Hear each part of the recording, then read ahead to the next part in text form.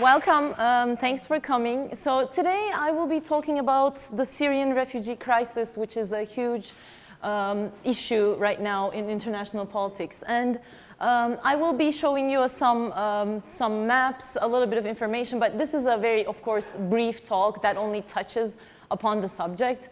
And if you want to learn more about, Middle Eastern politics and history, I am teaching a course, and I just shamelessly, I'm self-promoting myself, but I am teaching a course in the winter of 2016, which is called The Introduction to the Peoples and Cultures of the Middle East, which is part of the MENA minor, the Middle East North Africa Studies minor. So, and we are going to start, guess what, with everyone's favorite, candidate. So. If I win, they're going back. These were the words of Donald Trump in a presidential talk in New Hampshire, actually, in September 2015, September 30, 2015. And they, in this case, is referring to the Syrian refugees. So this was in response to a proposal that wanted to actually accept 200,000 refugees, Syrian refugees, into the United States. So here, Donald Trump was talking about the fact that these Syrian refugees are all male, which is, not true. They are strong-looking guys, right? And why aren't they fighting to save Syria? So why are they migrating all over Europe? So these were the questions that Donald Trump was asking. So he actually said these people could be ISIS. They can be ISIS for all I care. That's what he was talking about. So actually, his attitude is not surprising because these are actually this is part of an attitude towards these Syrian refugees that we have seen, all over, all around the world in the international community. So some questions that people have been asking are, why aren't they fighting back or defending their country? Why aren't they going back to their country? And the third one is these people look like they're upper middle class, basically. They don't look like refugees. They have smartphones. They're wearing nice clothes. They are people like you and me. They were leading normal lives with normal jobs. So how come they are refugees? So these questions have popped up. And for that, to answer those questions, we have to look at how this refugee crisis, how it evolved, right? So it started in 2011, but then we see the numbers really exploding in 2013 when the ISIS, the Islamic State, got involved. So here we see the explosion of the numbers in 2013, and then right now, Syrians are the largest refugee population in the world. So it's almost 4 million people right now that have been displaced. And that is one of the biggest, and actually it has been called Europe's worst immigration crisis since World War II. So, so let's look at the map. Let's look at where these people are going, actually. So they are fleeing violence. So 7.6 million people have been internally displaced. But also we see, when we look around the Middle East, we see Turkey as, the biggest sort of absorber of these refugees. Almost 2 million people have fled into Turkey, and Turkey's budget, a large part of Turkey's budget has been, poured into trying to make sure that these people are safe, secure, they have access to education, to health. Slightly less numbers than Lebanon, Jordan, Egypt, and Iraq. So basically, just all over the Middle East. So when we look at, when we think about those questions, why aren't these people fighting back, and what is going on in Syria? So when we look at the map of Syria and the map of control areas, this is what we see. This is a very, very complicated problem. So this is not, one state fighting against another state. There are so many different groups, militia groups involved. So Assad's forces are the Syrian armed forces in green that we see over there. We see the opposition forces in blue. The Islamic State, of course, in yellow over there, and we see the Kurdish groups, which are smaller on the north. And the border with Turkey is also, has also a lot of influx of refugees into and out of Turkey. So also, there are also lots of international, all the countries, the great powers that support these groups, right? So it's not only a local problem, and now Russia is involved, and it's getting even more complicated by the minute.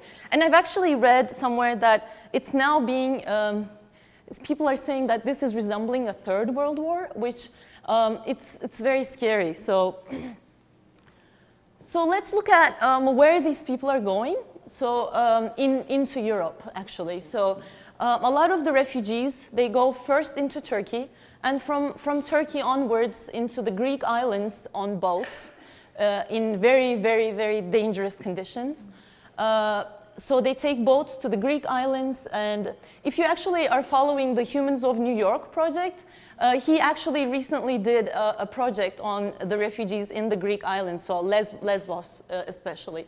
So, from there, they're going into Europe, through Greece and then Hungary. So European opinion regarding these refugees has been very mixed, right? So on the one hand, we have Angela Merkel, Germany's chancellor, who proposed giving Turkey financial aid so that the refugees would actually stay in Turkey and so that they wouldn't go into Europe.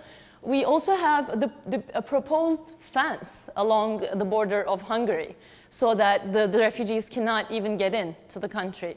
So these are the migration routes, and so European public opinion, and this is really interesting.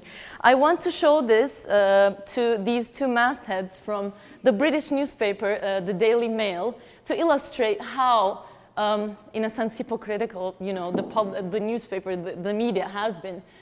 So on the left, this is from July 2015. We see, under the masthead, we see the swarm on our streets, right? So the Syrian refugees are likened to a swarm of insects, basically. And on the right, and I'm sure some of you maybe have seen this image, it's gone viral and exploded all across social media.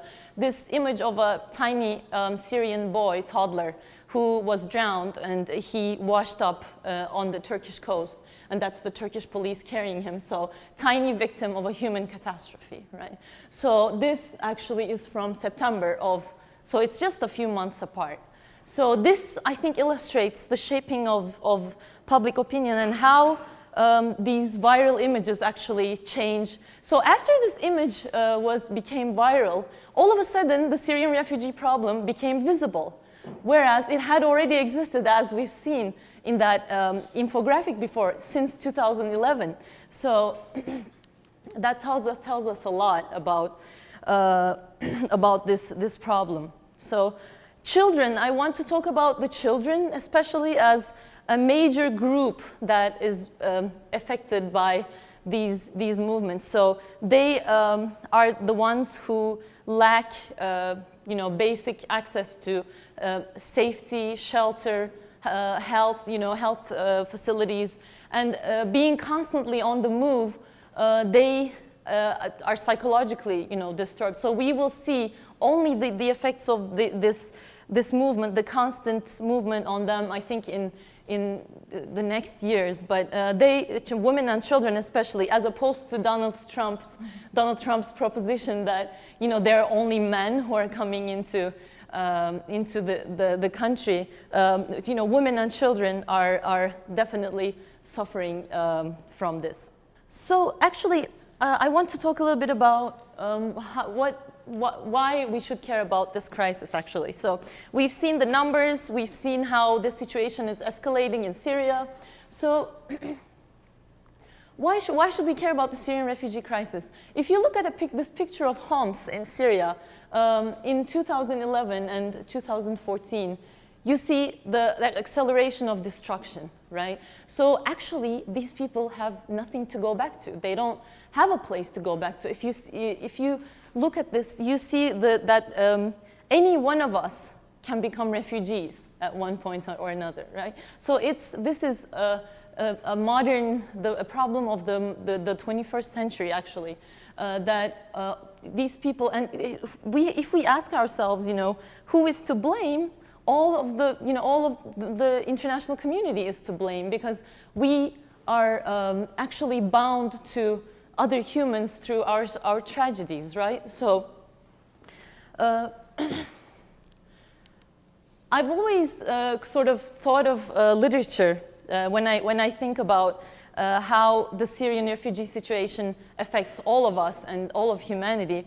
I've always gone to literature as a way of sort of describing the ineffable, right? So I actually want to finish today with a poem of John Donne, who is a 17th century English poet, who tells us about how we are all bound through our pain.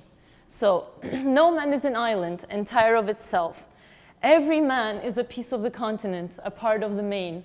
If a clod be washed away by the sea, Europe is the less, as well as if a promontory were, as well as any manner of thy friends or of thine own were. Any man's death diminishes me, because I'm involved in mankind, and therefore never sent to know for whom the bell tolls. It tolls for thee. Thank you.